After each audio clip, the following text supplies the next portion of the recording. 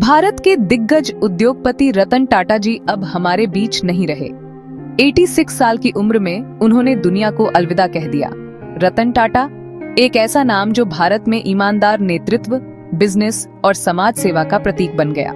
Tata group के पूर्व अध्यक्ष रतन टाटा जी ने अपने नेतृत्व में टाटा ग्रुप को नई ऊंचाइयों पर पहुंचाया। उनके नेतृत्व में टाटा ग्रुप ने दुनिया भर में अपनी पहचान बनाई और भारत का नाम रोशन किया।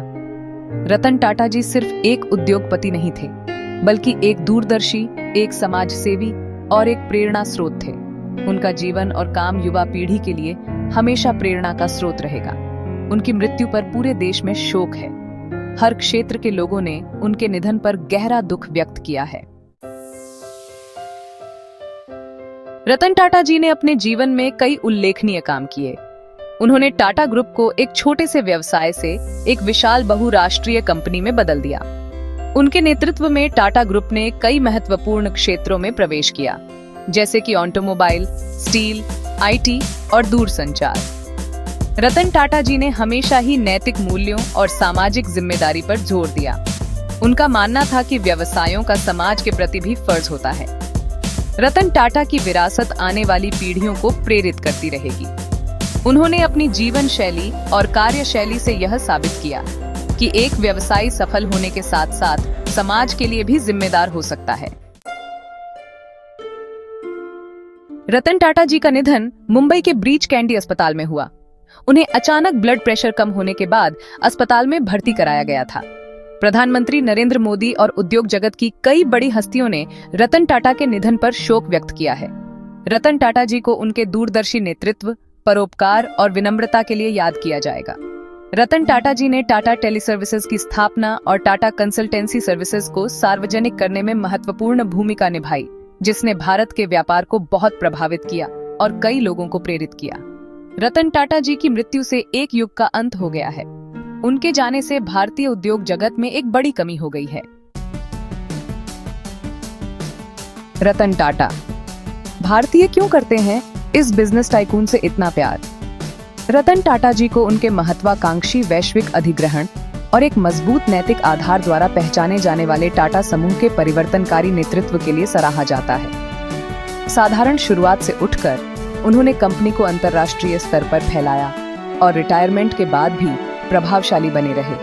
परोपकार पर ध्यान केंद्रित किया और नए व्यवसायों का समर्थन किया। उनकी सादगी और समर्पण ने उन्हें आम आदमी के दिलों में एक खास जगह दिलाई है। उनके द्वारा किए गए सामाजिक कार्यों ने उन्हें और भी प्रिय बना दिया।